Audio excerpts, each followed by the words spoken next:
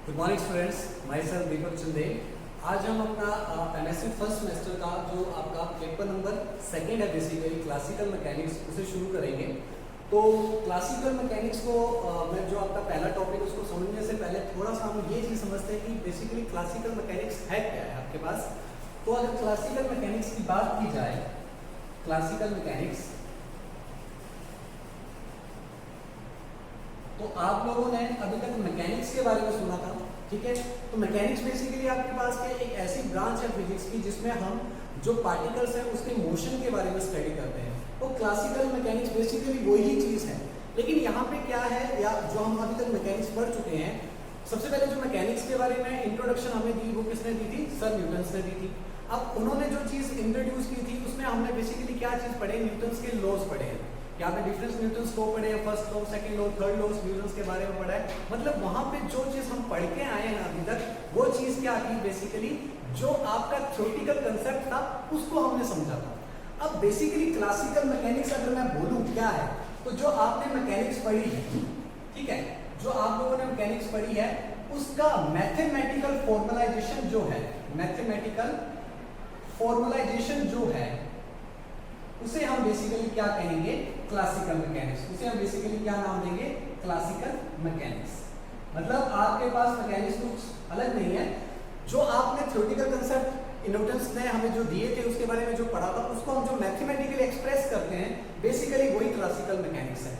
तो classical mechanics जब अपने पास डेवलप हुई उसमें हुआ क्या बेसिकली कि हमने क्या किया? मोशन जो थे आपके पार्टिकल्स के सिस्टम के उसके बारे में स्टडी की, लेकिन वहां पे कुछ कंडीशंस थी कि जो पार्टिकल का मोशन है उसकी जो स्पीड होगी, वो जो स्पीड होगी वो स्पीड ऑफ लाइट के कंपैरिजन बहुत कम होगी, और सिस्टम जो होगा वो मैक्रोस्कोपिक सिस्टम होगा। मतलब एक बड़े सिस्टम के बारे में बात थी, छोटे छोटे पार्टिकल्स के बारे में हम वहां पे बात नहीं की थी। वहीं से हमारे पास जो क्वांटम मैकेनिक्स की बात शुरू हुई थी कि जब हमें किसी स्मॉल माइक्रोस्कोपिक पार्टिकल के बारे में डिस्कस करना था, उसको स्टडी करना था, तो उसके लिए हमें जो है वो क्वांटम मैकेनिक्स की जरूरत पड़ी। तो क्लासिकल अगर मैं वन वर्ड में बोलूं, क्लासिकल मैकेनिक्स बेसिकली क्या है कि जो आपके पास मैकेनिक्स थ्योरेटिकल कंसेप्ट है उसको मैथमेटिकली जब हम एक्सप्रेस कर देते हैं, that is the classical mechanics. तो क्लासिकल मैकेनिक्स जो थी वो अलग अलग हमारे पास इसमें भी आगे अलग अलग थीम्स आई, जैसे कि लैग्रेंजियस मैकेनिक्स भी है, हैमिल्टोनियन मैकेनिक्स भी है, जो क्या थी हमारे पास आप ये कह सकते हैं एक अलग अलग साइंटिस्ट थे जिन्होंने उस चीज को क्या किया था? आगे डेवलप किया था। तो ये पूरी जो मैकेनिक्स है, जैसे लैग्रेंजियस मैकेनिक्स बोलूं या आपके पास हैमिल्टोनियन मैकेनिक्स बोलूं, ये सारी मिलकर ही क्या बनाती है? क्लासिकल मैकेनिक्स बनाती है। एक छोटी सी चीज आपको बताना चाहूंगा मैं कि क्लासिकल मैकेनिक्स जो डेवलप हुई थी ये बहुत बड़ी अचीवमेंट थी हमारे पास, क्योंकि इससे हम अब ये जैसे मैं बोल रहा हूँ कि हम यहाँ पे मैक्रोस्कोपिक पार्टिकल के बारे में डिस्कस करेंगे, उसके मोशन के बारे में डिस्कस कर रहे हैं। तो यहाँ पे बेसिकली जब इसका डेवलपमेंट हुआ तो वहां पे क्या है कि जो आपके जैसे प्लैनेट है, प्लैनेट के मोशन के बारे में हम स्टडी कर पाए थे कि प्लैनेट की जो स्टेट थी, जो आपका पास था वहां कैसी थी, फ्यूचर में कैसी होगी और एट प्रेजेंट कैसी है। तो क्लासिकल मैकेनिक्स ही हमें ये उसकी स्टेट के बारे में बता पाया था। तो यहाँ पे जिसका जो हम बोल सकते हैं जो लिमिट्स थी, लिमिटेशंस थी क्लासिकल मैकेनिक्स की, वो क्या थी कि ये सिर्फ उन पार्टिकल्स पर अप्लाई हो सकती थी जिनकी स्पीड जो है, वेलोसिटी जो है, जो कि वेलोसिटी ऑफ लाइट से लो होती थी, कम होती थी, कंपैरिजन उससे बहुत ही कम होती है, जिसे हम न्यूटोनियन मैकेनिक्स भी कहते हैं बेसिकली। और दूसरा ये सिर्फ मैक्रोस्कोपिक पार्टिकल या सिस्टम पर ही अप्लाई होती है, ठीक है। तो this is the classical mechanics. तो आज हम क्लासिकल मैकेनिक्स का जो सबसे फर्स्ट टॉपिक है वो डिस्कस करेंगे, दैट इज द कंस्ट्रेंट। अब ये कंस्ट्रेंट क्या होता है आपके पास? क्या उसको मैं कंस्ट्रेंट मोशन भी कह सकता हूँ। तो आप लोगों ने वैसे कंस्ट्रेंट के बारे में सुना ही होगा, ठीक है, कोई नई चीज नहीं है आपके पास, कंस्ट्रेंट्स, ठीक है, या इसको मैं कंस्ट्रेंट मोशंस भी नाम दे सकता हूँ, ठीक है। तो कंस्ट्रेंट बेसिकली क्या होता है? जैसे एक छोटा सा एग्जांपल मैं आपको बताता हूँ। जैसे सपोज करो कि आपकी क्लास है, क्लास में जब तक टीचर क्लास के अंदर नहीं आता तो बच्चे क्या करते हैं? बच्चे क्या करते हैं? अपनी मर्जी से किसी भी पोजीशन पर जाके बैठते हैं, किसी भी डेस्क पर जाके बैठते हैं, कोई शैतानी कर रहा है, कोई कुछ कर रहा है, मतलब आप जो है अपनी मर्जी से कुछ भी कर रहे हैं, मतलब आपको जो करना है वो आप कर सकते हैं। लेकिन जैसे ही आपकी क्लास के अंदर कोई टीचर आ जाता है, फिर क्या होता है? स्टूडेंट जो है एक पर्टिकुलर पोजीशन पर बैठता है, उसकी जो आप बोल सकते हैं वेलोसिटी अब कहाँ पे चला गया? रेस्ट में चला गया, उसकी वेलोसिटी जीरो होगी, ठीक है। तो मतलब उसकी वही पोजीशन है और वही उसकी क्या है? फिर आपकी वेलोसिटी है। तो मतलब कंस्ट्रेंट, अब टीचर का आना जो था वो उन स्टूडेंट्स के लिए एक कंस्ट्रेंट का काम कर रहा था। तो कंस्ट्रेंट बेसिकली क्या होता है कि जब भी आप किसी मोशन पर कुछ लिमिट्स इंपोज कर देते हैं तो वो जो मोशन होता है वो कंस्ट्रेंट मोशन कहलाता है। मतलब जब भी किसी पार्टिकल के या सिस्टम के मोशन में हमने लिमिट्स लगा दी तो वो पार्टिकल क्या करेगा, उन लिमिट्स के अकॉर्डिंग क्या करेगा, मोशन करेगा। तो वो जो मोशंस होते हैं उसे हम कंस्ट्रेंट मोशन कहते हैं। तो अगर मैं इसकी डेफिनेशन की बात करूं कि कंस्ट्रेंट मोशन बेसिकली क्या है, तो हम ये कह सकते हैं these are the limits which imposed on the system, या पहले मैं बोलूं पार्टिकल, ठीक है, और सिस्टम which limit the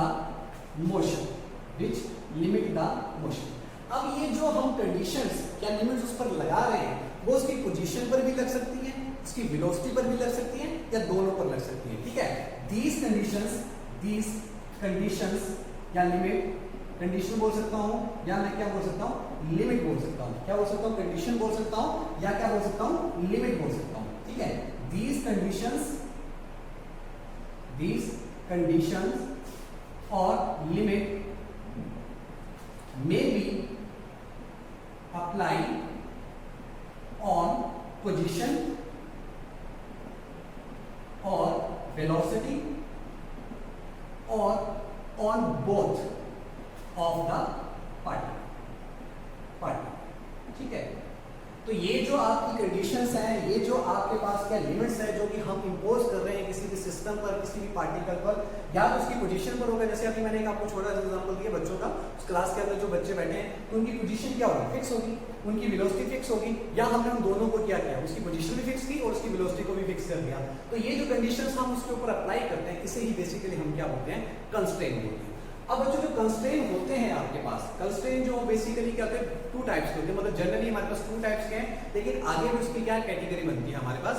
तो इनको समझने से पहले मैं कुछ आपको एग्जांपल देता हूं कंस्ट्रेंट से, उसी के हिसाब से फिर मैं आपको टाइप्स ऑफ कंस्ट्रेंट के बारे में बता दूंगा, ठीक है। तो पहले इस डेफिनेशन को आप लोग नोट करेंगे, ठीक है, वीडियो को पॉज करेंगे, उस डेफिनेशन को नोट करेंगे। अब देखिए यहाँ पे कि मैं आपको कुछ एग्जाम्पल दे रहा हूँ। एग्जाम्पल जैसे मेरे पास सबसे पहला एग्जाम्पल है आपके पास, जैसे कोई रिजिड बॉडी है। रिजिड बॉडी कैसी बॉडी होगी आपके पास, रिजिड बॉडी एक ऐसी बॉडी होती है जिसमें जो पार्टिकल्स के बीच का डिस्टेंस है वो चेंज नहीं होता, इसे हम रिजिड बॉडी कहते हैं। अगर पार्टिकल के बीच का डिस्टेंस अगर चेंज हो रहा है तो वो रिजिड बॉडी नहीं होगी। तो सबसे पहला एग्जांपल है कंस्ट्रेंट का, मोशन ऑफ रिजिड बॉडी, ठीक है। अब रिजिड बॉडी में क्या होगा, जैसे सपोज करो कि आपके पास ये कोई रिजिड बॉडी, ठीक है। अब ये क्या है कि जैसे मान लो एक पार्टिकल आपका ये है, एक पार्टिकल ये है, एक मैंने ये रेफरेंस पार्टिकल ले लिया, ठीक है। अब मान लो कि इसका यहाँ से डिस्टेंस जो है वो कितना है, r1 है, और यहाँ से इसका डिस्टेंस कितना है, r2 है, फिर इन दोनों के बीच का डिस्टेंस कुछ r, क्लियर। अब ये बॉडी क्या करती है, मूव करती है इसी तरह से, मान लो ऊपर जा रही है, नीचे जा रही है, दाएं जा रही है, बाएं जा रही है, कहीं भी जा रही है। तो अगर इन दोनों पार्टिकल्स के बीच का डिस्टेंस क्या है, चेंज नहीं होता तो वो रिजिड बॉडी होगी। अब यहाँ पे कंस्ट्रेंट भी यही है, कंस्ट्रेंट क्या है कि इन दोनों पार्टिकल्स के बीच का जो डिस्टेंस है वो चेंज नहीं कर रहा है। तो यहाँ पे कंस्ट्रेंट बेसिकली क्या होगा मेरे पास, ये जो इन दोनों के बीच का डिस्टेंस है, इस पॉइंट और इस पॉइंट के बीच का डिस्टेंस जो है वो चेंज नहीं हो रहा है। तो मैं इसको ऐसे लिख सकता हूँ, जैसे मान लो rn का स्क्वायर, ठीक है, माइनस rj का स्क्वायर का अंडर रूट किसके बराबर आ गया, c के बराबर। c मतलब इन दोनों पार्टिकल के बीच का डिस्टेंस। तो थ्रू आउट द मोशन जो रिजिड बॉडी है, उन दोनों रिजिड बॉडी के पार्टिकल्स के बीच का distance through out the motion change नहीं होगा। तो रिजिड बॉडी का मोशन जो होगा कैसा मोशन हुआ, कंस्ट्रेंट मोशन। अब इसी चीज को मैं क्या, एक सपोज करो आपके पास रुमाल है, रुमाल में क्या है आपके पास, जैसे सपोज करो कि रुमाल, जैसे मान लो कि ये मेरे पास कोई रुमाल है, ठीक है, एक पार्टिकल ये है, एक पार्टिकल ये है, ठीक है। अब क्या हो रहा है, ये पार्टिकल के बीच का डिस्टेंस बिफोर द मोशन मान लेता हूं कितना है, r। अब अगर रुमाल को मैं हवा में उछालूं तो क्या करेगा, रुमाल या तो इस तरह से श्रिंक होगा, इससे बाहर तो नहीं जा सकता ना, क्या होगा, बेसिकली श्रिंक होगा। श्रिंक होने का मतलब क्या है कि इन दोनों के बीच का डिस्टेंस जो है कुछ कम हो जाएगा, इन दोनों के बीच का डिस्टेंस क्या हो जाएगा, कम हो जाएगा, लेकिन इससे ज्यादा नहीं हो सकता। तो इसका मतलब क्या हुआ कि इन दोनों पार्टिकल के बीच का डिस्टेंस या तो इस r के बराबर होगा या तो इस r से कम होगा। तो ये भी इस पर क्या है, एक कंस्ट्रेंट है इसके मोशन पर। जब ये मोशन करेगा तो उनके दो पार्टिकल्स के बीच का जो डिस्टेंस है या तो उस r के बराबर रहेगा या तो r से क्या होगा, कम होगा। मतलब वो एक यहाँ पे इक्वेशन जो मेरे पास बनेगी बेसिकली, अगर मैं डिस्टेंस की बात करता हूँ तो डिस्टेंस दो पार्टिकल के बीच में कैसे निकालेंगे, इक्वल और लेस देन, ठीक है। तो वहां पे इक्वालिटी का साइन भी हमारे पास जो है वो आ रहा है। क्लियर हुई बात, ठीक है। तो एक एग्जांपल ये था। अगर एक और एग्जांपल हो, जैसे आपके पास क्या है, हमारे पास अगर मैं मानूं सिंपल पेंडुलम, ठीक है, जो आपके पास एग्जांपल है एक है सिंपल पेंडुलम। तो सिंपल पेंडुलम सभी ने देखा ही हुआ है, ठीक है। तो सिंपल पेंडुलम में क्या होता है आपके पास, जैसे एक ये रोड है और यहाँ पे एक बो किसी मास के साथ उसको हम क्या करते हैं, हैंग किया हुआ, जिसका मास m है, ठीक है। अब ये क्या करता है, ये पेंडुलम आपका इधर जाएगा या इधर जाएगा, ठीक है, और ये इसकी क्या है, लेंथ। तो क्या जब ये मोशन कर रहा है यहाँ पे, तो क्या इसकी लेंथ जो है वो चेंज करेगी, क्या इसकी लेंथ चेंज करेगी, ये लेंथ चेंज नहीं, मतलब ये जो L है आपका वो फिक्स है। तो इसका मतलब क्या हुआ कि ये जो लेंथ है आपकी इस पेंडुलम की वो फिक्स है, वो चेंज नहीं कर रही। तो थ्रू आउट द मोशन ये लेंथ क्या रहेगी, फिक्स रहेगी। तो एक कंस्ट्रेंट इसका ये है। अब अगर मैं पेंडुलम की बात करूं, देखो ये पेंडुलम ये रहा आपका, ठीक है, आपका पेंडुलम ये रहा। तो आपका पेंडुलम क्या कर रहा है, एक तो इस एक्सिस पर, ठीक है, एक ये हाइट जो है उसको देखो, तो इस हाइट को देखो, मतलब वाई एक्सिस पर जा रहा है, और ये मूवमेंट कहाँ हो रही है इसकी, एक्स एक्सिस और वाई एक्सिस पर। इट मींस दैट कि आपका जो पेंडुलम है या तो एक्स एक्सिस में मूव कर रहा है और वाई एक्सिस में मूव कर रहा है, जेड एक्सिस में उसकी किसी तरह की कोई मूवमेंट नहीं। तो एक कांस्टेंट मैं ये बोल सकता हूँ कि एक्स और वाई में उसकी मूवमेंट है और जेड इक्वल टू 0। तो मतलब पेंडुलम के केस में यहाँ पे दो तरह के कांस्टेंट लग रहे हैं, एक तो उसकी लेंथ जो वो फिक्स रहेगी और दूसरा जेड इक्वल टू 0 होगा। तो इसके लिए मैं अगर मैं बात करूं तो आपके पास कांस्टेंट कौन सा होगा, L equal to constant L आपका क्या रहेगा, फिक्स रहेगा, ये चेंज नहीं करेगा। दूसरा क्या होगा, जेड इक्वल टू 0। तो ये दो कंस्ट्रेंट जो हैं वो सिंपल पेंडुलम मोशन के फॉर्म में रहेंगे, ठीक है। तो ये एग्जांपल है, इसमें आप एक चीज नोट करेंगे, जब मैं इस इक्वेशन को लिख रहा हूं मैंने क्या लिखा, इक्वल लिखा है यहाँ पे, मेरा जो इक्वालिटी का साइन है यहाँ पे। एक मैं एक आपको एग्जांपल और देता हूँ, इसको नोट डाउन कर लें। एक एग्जांपल मैं आपको और देता हूँ, ठीक है, इसको मिटा रहा हूँ। एक एग्जांपल में मेरे पास क्या है कि सपोज करो कि कोई पार्टिकल जो है वो एग्जांपल है आपके पास कि motion of particle on the surface of sphere, ठीक, सरफेस ऑफ स्फीयर। कि कोई जैसे मान लो कि ये मेरे पास क्या है, स्फीयर है, ठीक है, इसकी रेडियस मेरे पास कितनी है, r है, ये है पार्टिकल जिसका मास कितना है, m, ठीक है। अब हम क्या बोल रहे हैं कि जो पार्टिकल है वो इसके सरफेस के ऊपर क्या कर रहा है, मूव कर रहा है। तो हमने एक कंडीशन लगाई थी कि वो सरफेस के ऊपर रहेगा। तो जब ये सरफेस के ऊपर मूव करेगा बच्चों, तो क्या होगा, यहाँ पे अगर मान लो सपोज करो यहाँ पे पहुंचता है, यहाँ पे पहुंचता है, यहाँ पे पहुंचता है, यहाँ पे पहुंचता है, यहाँ पे, यहाँ पे, यहाँ पे, यहाँ पे, तो हर कंडीशन में इसका डिस्टेंस एक तो r रहेगा, ठीक है। किसी भी पोजीशन पर बात करता हूँ तो इसका डिस्टेंस क्या होगा, r होगा। या क्या हो सकता है, मान लो कि मैंने हल्की सी फोर्स ज्यादा लगा दी, तो ये पार्टिकल क्या करेगा, इससे बाहर चला जाएगा। यही तो कंडीशन पॉसिबल है, क्योंकि हमने क्या बोला, उसको सरफेस के ऊपर ही रखना है। तो सरफेस पर जब वो रहेगा, या तो उसका जो डिस्टेंस है वो किसके बराबर आएगा, r के बराबर, या तो उसका जो डिस्टेंस है वो किसके बराबर जाएगा, r से ज्यादा, मतलब r से कम नहीं होगा, ठीक है, r से कम नहीं होगा। तो इसका मतलब इन दो पॉइंट्स के बीच का, मैं किसी भी दो पॉइंट्स के बीच के डिस्टेंस की बात करता हूं, जैसे मान लो मैं बोल लूं r1 और माइनस क्या ले लिया मैंने, r2 या r2 माइनस r1 बोल देता हूं, ठीक है। नॉर्मली जो आप लोग लेते हैं डिस्टेंस, ठीक है, वो किसके बराबर आएगा, ये इसकी रेडियस है, रेडियस के या तो बराबर होगा या तो उससे ज्यादा होगा, ठीक है। तो ग्रेटर देन और क्या होगा, इक्वल, मतलब r के बराबर रहेगा या r से ज्यादा जाएगा, उससे कम नहीं होगा, ठीक है। तो ये मोशन जो है वो कैसा है, कंस्ट्रेंट मोशन। बस पहले जो मैंने दो एग्जांपल दिए, तो वहां पे आपने क्या देखा कि जो इक्वेशन लिखी मैंने उसमें इक्वल का साइन था। यहाँ पे इक्वल के साथ क्या लेस देन का भी है, कोई ग्रेटर देन का भी आ सकता है। जैसे मैंने रुमाल का एग्जांपल दिया था, तो उसमें क्या होगा कि जैसे वो पार्टिकल का मोशन शुरू हुआ, रुमाल को जैसे हमने हवा में उछाला, तो पार्टिकल क्या कर सकते हैं, पास आ सकते हैं। तो पार्टिकल का जो डिस्टेंस है वो या तो r के बराबर रहेगा या तो r से कम होगा। इसमें क्या है, r के बराबर है या तो r से क्या है, ज्यादा है, ठीक है, ये डिफरेंस है। तो पहले वाली इक्वेशन में इक्वल था और यहाँ पे क्या है, इक्वल के साथ हमारे पास लेस देन और ग्रेटर देन भी यहाँ पे जो इक्वेशन के अंदर आ रहे हैं, ठीक है। अब जैसे मैंने बोला कि टाइप्स ऑफ कंस्ट्रेंट, अब कंस्ट्रेंट जैसे कि बेसिकली दो टाइप्स की होती है, एक होती है होलोनोमिक, एक होती है नॉन होलोनोमिक, ठीक है। उसके बारे में डिस्कस करते हैं, ठीक है, नोट करें इसको। चलिए अब टाइप्स ऑफ कंस्ट्रेंट की अगर मैं बात करूं, टाइप्स ऑफ कंस्ट्रेंट की अगर मैं बात करूं,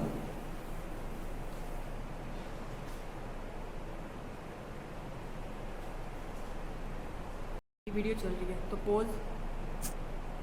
अच्छा, तो अब हम बात करते हैं टाइप्स ऑफ कंस्ट्रेंट की। तो बेसिकली जैसे मैंने आपको बोला कि कंस्ट्रेंट जो है, कंस्ट्रेंट जो है आपके पास दो टाइप्स के ही हैं। एक जो है वो आपके पास क्या है, होलोनोमिक कंस्ट्रेंट हम कहेंगे, ठीक है, होलोनोमिक कंस्ट्रेंट। एक जो है बच्चों आपके पास कौन से होंगे, नॉन होलोनोमिक कंस्ट्रेंट। ठीक, अब देखो होलोनोमिक कंस्ट्रेंट में क्या होगा कि हम क्या बोल सकते हैं, जैसे अभी मैंने आपको बोला कि जो हमने इक्वेशंस लिखी थी उसमें एक जगह हमने इक्वल का साइन लगाया तो एक जगह हमारे पास इक्वालिटी भी साथ में आ रही थी, लेस देन ग्रेटर देन। तो उसी ही बेसिस पर ये चीजें होती हैं कि क्या होगा कि हम बोल सकते हैं कि दोस जो होलोनोमिक है, दोस कंस्ट्रेंट, ऐसे बोल सकते हैं those constraint equations which can be written as f of r1 r2 r3, ठीक है, और अप टू सो ऑन, ठीक है, t इक्वल टू 0। मतलब ऐसी इक्वेशन जिसमें हमारे पास इक्वेशन में इक्वल का साइन आ रहा है, जैसे कि मैंने आपको एग्जांपल किसका दिया था, रिजिड बॉडी का दिया था कि रिजिड बॉडी का जो मोशन होता है उसमें जब हम डिस्टेंस दो पार्टिकल्स के बीच का निकालते हैं तो वो किसके बराबर होता है, कांस्टेंट के बराबर, ठीक है, इक्वल होता है ना, इक्वल, उतना का उतना रहेगा, ना कम ना ज्यादा, ठीक है। उसी तरह से सिंपल पेंडुलम की बात की तो सिंपल पेंडुलम में क्या हुआ, आपके पास जो लेंथ थी वो इक्वल एल की ही रही और जो जेड था इक्वल टू 0 था। अब ऐसे नहीं बोला कि ग्रेटर देन 0 था या लेस देन 0 था, ठीक है। तो वहां पे एग्जांपल जो है वो किसके हो जाएंगे, होलोनोमिक कंस्ट्रेंट हो जाएंगे। अब नॉन होलोनोमिक में क्या होता है आपके पास, दोस कंस्ट्रेंट्स, अगर सिंपल वर्ड्स में बोलूं, those constraint equations, those constraint equations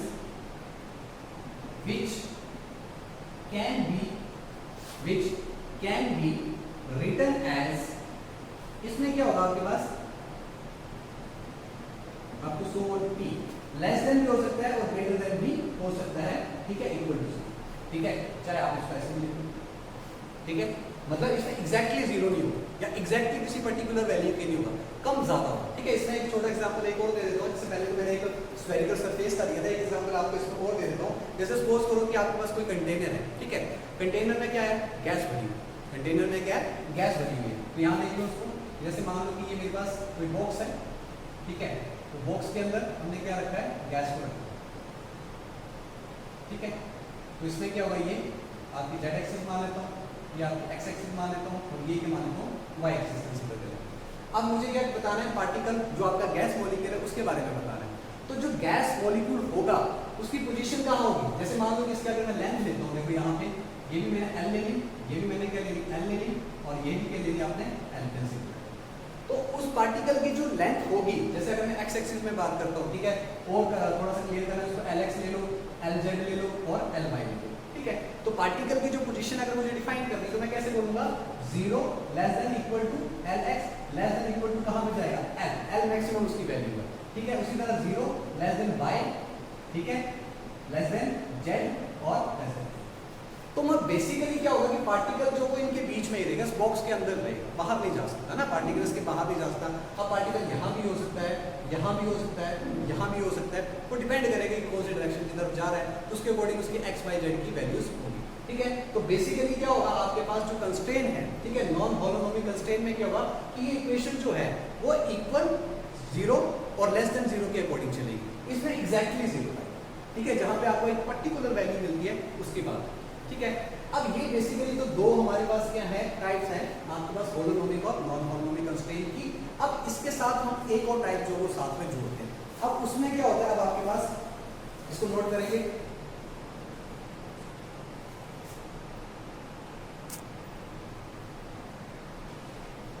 ठीक है। एक थोड़ा सा एक बार फिर से इसको चेक करना, जो अभी एग्जांपल दिया था मैंने बॉक्स वाला, उसमें जो कंडीशंस बनाई थी उसमें थोड़ी सी मिस्टेक है। क्या चीज़ है कि जैसे मैंने एक्स और वाई और जेड की बात की है, तो यहाँ पे क्या होगा बेसिकली आपके पास 0 less than equal to x less than lx हो जाएगा ना, ठीक है, यहाँ पे x आएगा, ठीक है, और ये y और ये किसमें जाएगा y में, और ये क्या आएगा z, ये किसमें जाएगा l में, ठीक है। इसको एक बार करेक्ट कर लिया, तो x y z की मतलब पोजीशन ले रहे हैं ना x में y में z में, ठीक है, उसके अकॉर्डिंग ये चीज आ जाएगी, क्लियर, इसको नोट करें। अब देखो जो मैं बात कह रहा था आपको कि होलोनोमिक और नॉन होलोनोमिक आपके बेसिकली 2 टाइप्स हैं, लेकिन उसके साथ भी एक और टाइप आती है, उसको नोट करेंगे आप लोग। क्या आता है आपके पास, उसमें आता है सिलियरोनोमिक कंस्ट्रेंट। सिलियरोनोमिक कंस्ट्रेंट इसका मतलब क्या होता है, कंस्ट्रेंट, इसमें इसका मतलब क्या होता है कि इस इक्वेशन में या इस तरह के कंस्ट्रेंट के मोशन में आपकी जो इक्वेशन होगी कंस्ट्रेंट की वो टाइम्स इंडिपेंडेंट, मतलब टाइम पे डिपेंड नहीं करेगी, ठीक है। क्या होगी ये बोल सकते हैं कि इस तरह के constraint which are time independent, time independent, कि वो टाइम पे डिपेंड नहीं करेगी, डायरेक्टली इनडायरेक्टली किसी तरह से टाइम पे डिपेंड नहीं करेगी। जैसे है आपके पास मोशन ऑफ द, जैसे आपने ले लेते हैं, इसमें आपके पास है wheel sliding on the fixed road, wheel sliding on a fixed road, कोई फिक्स्ड रोड मैंने ली है, उस पर क्या कर रहा है, स्लाइड कर रहा है। कैसे कर रहा है, देखो यहाँ पे ये आपके पास, ये मान लो एक्स वाई एक्सिस, ये आपके पास क्या है एक्स एक्सिस, ये बच्चों कोई रोड है मेरे पास, ठीक है। अब इसके ऊपर एक व्हील है जो कि मूव कर रहा है, ठीक है, इस व्हील के ऊपर क्या कर रहा है वो मूव कर रहा है, ठीक है। अब देखो यहाँ पे अगर इसकी मैंने को पोजीशन डिफाइन करनी है, मान लो ये कितना एंगल बना रहा है, थीटा एंगल बना रहा है थीटा एंगल, तो यहाँ पे इसका जो डिस्टेंस है एक्स एक्सिस पर मैं x मान लेता हूँ और y एक्सिस पर कितना मान लेता हूँ, y मान लेता हूँ, क्लियर। तो यहाँ से मैं tan थीटा की वैल्यू निकालता हूँ, तो tan थीटा मेरे पास इसके बराबर आएगा y अपॉन में x, तो y की वैल्यू जो है वो किसके बराबर आ रही है यहाँ से x tan थीटा। तो अब इस इक्वेशन को देखो y minus x tan theta, x tan theta, ठीक है, इज इक्वल टू किसके बराबर 0 आ रही है। अब देखो ये इक्वेशन जो है टाइम पे डिपेंड नहीं कर रही है, ये इक्वेशन जो है टाइम पे डिपेंड नहीं कर रही है। तो जब ये इक्वेशन टाइम पे डिपेंड नहीं कर रही, इंडिपेंडेंटली टाइप को वो सिलेरोनोमिक कंस्ट्रेंट कहलाएगा। साथ में ये क्या है, इक्वल का साइन है तो होलोनोमिक है, तो इसको मैं क्या बोलूंगा, इस तरह का कंस्ट्रेंट है आपके पास सिलेरोनोमिक एंड होलोनोमिक, होलोनोमिक कंस्ट्रेंट, ठीक है, होलोनोमिक कंस्ट्रेंट, ठीक है। अब इसी चीज को मैं क्या करता हूँ, इसी रोड को क्या करता हूँ, ठीक है, इसको नोट कर ले एक बार आप लोग। अब इसी में क्या है, रियोनोमिक कंस्ट्रेंट, सेकंड जो है आपके पास वो क्या आ जाएगा, रियोनोमिक कंस्ट्रेंट, इसको मिटाता हूं मैं, रियोनोमिक कंस्ट्रेंट। अब इसमें क्या है, जैसे मैंने बोला कि जो आपके पास सिलेरोनोमिक कंस्ट्रेंट था वो टाइम इंडिपेंडेंट था, अब ये टाइम डिपेंडेंट, ये क्या है, टाइम डिपेंडेंट। अब इसमें क्या होगा, सेम एग्जांपल लेके चले अगर आपने, तो आपने क्या बोले कि यहाँ पे क्या है, जैसे एग्जांपल सेम, तो क्या मैं बोलूंगा, इसमें जो व्हील था आपके पास, अब मैं कोई रोड ले रहा हूँ सिंपली, वो रोड क्या कर रही है, रोटेट कर रही है, ठीक है। मान लो कि ये रोड आप लेके चले, इसमें क्या कर रहा है, रोड क्या कर रही है, रोटेट कर रही है, अबाउट द रोटेशन एक्सिस के अबाउट क्या कर रही है, रोटेट कर रही है। तो देखो उसी टाइम पे क्या होगा, ये पॉइंट होगा, कुछ टाइम बाद यहाँ पे पहुंचेगी, ठीक है, कुछ पॉइंट बाद यहाँ पे पहुंचेगी, कुछ पॉइंट बाद यहाँ पे पहुंचेगी। इसका मतलब थीटा की वैल्यू यहाँ पे चेंज कर रही है, बेसिकली क्या हो रहा है, थीटा की वैल्यू चेंज कर रही है, और आपको पता होगा क्या है, ओमेगा, ओमेगा के साथ रोटेट कर रही है, तो थीटा और ओमेगा के बीच का जो रिलेशन है आपके पास वो किसके बराबर आ जाता है, इसको मिटाता हूं पहले तो, ठीक है, तो वो किसके बराबर आ जाएगा आपके पास, अगर हम बात करें इसकी, ये रोटेट कर रही है, तो आपको पता है ओमेगा, ओमेगा क्या एंगुलर वेलोसिटी, थीटा क्या आपके पास एंगुलर डिस्प्लेसमेंट, तो वो किसके बराबर आ जाएगा, ओमेगा जो है वो थीटा बाई टी के बराबर आ जाएगा, ठीक है। तो यहाँ से आपके पास थीटा की वैल्यू जो है वो किसके बराबर, ओमेगा टी के बराबर। तो उसी इक्वेशन को लिख रहा हूँ मैं, y minus x tan theta था आपके पास, ठीक है, इक्वल टू क्या था, 0, ठीक है। यहाँ पे क्या रहा, y माइनस एक्स टेन की जगह कितना है, ओमेगा टी इक्वल टू 0। तो इसका मतलब ये इक्वेशन जो है वो किस पर डिपेंड कर रही है, टाइम पे डिपेंड कर रही है, लेकिन इक्वल टू 0 पे। तो इसका मतलब क्या हुआ, इक्वल टू 0 है तो रियोनोमिक तो होगी, ठीक है, इक्वल टू 0 तो होलोनोमिक होगी, टाइम पे डिपेंड करेगी तो रियोनोमिक भी होगी, तो दोनों ही तरह की ये इक्वेशन आएगी, ठीक है। बस आपने क्या चीज याद रखी, टाइम, अगर टाइम पे डिपेंड कर रही है तो आपके पास कौन सी होगी, रियोनोमिक होगी, टाइम पे डिपेंड नहीं कर रही है तो सिलेरोनोमिक जो है कंस्ट्रेंट आपके पास होगा। एक एग्जांपल मैं आपको और देता हूँ जिसमें आपका क्या लगेगा पता है, जैसे हमने ये तो होलोनोमिक की बात कर ली ना, उसी में हम बात करते हैं नॉन होलोनोमिक भी हो सकता है, जैसे सिलेरोनोमिक की बात करें, रियोनोमिक की बात करें, ठीक है, क्योंकि वो सिर्फ टाइम से लीव करेगी, टाइम पे डिपेंड कर रही है या नहीं कर रही है। क्लियर, इसको नोट करें, ठीक है। एक एग्जांपल और है मेरे पास, जैसे सपोज करो आपका जो स्फीयर है, आपके पास स्फीयर है कोई, वो एक्सपैंड कर रहा है, वो क्या कर रहा है, एक्सपैंड कर रहा है, ठीक है, ठीक है। तो एग्जांपल है आपके पास,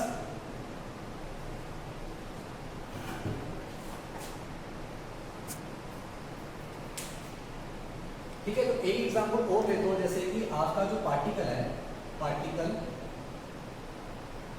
particle moving in expanding sphere, expanding sphere, मतलब जो आपका पार्टिकल है वो एक ऐसे स्फीयर में मूव कर रहा है जो कि एक्सपेंड कर रहा है।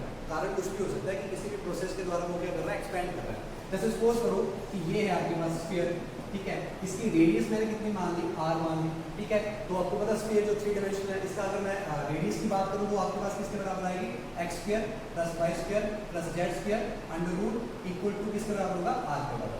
अब मैं क्या बोल रहा हूँ कि ये आपका स्फीयर जो एक्सपेंड कर रहा है, ठीक है। तो एक्सपेंड करेगा किसी न किसी वेलोसिटी के साथ एक्सपेंड करेगा, ठीक है। तो क्या होगा, एक्सपेंड करके मतलब कुछ टाइम के बाद, मान लो t टाइम के बाद v वेलोसिटी के साथ वो स्फीयर कुछ ऐसा बन जाता है, ठीक है। अब क्या होगा, एक्सपेंड कर रहा है तो वेलोसिटी v के साथ कर रहा है, और कितना टाइम ले रहा है, कितना टाइम ले रहा है, t टाइम ले रहा है। तो आज का मतलब आपके पास क्या होगा, ये जो डिस्टेंस कवर करेगा वो कितना होगा, vt हो जाएगा।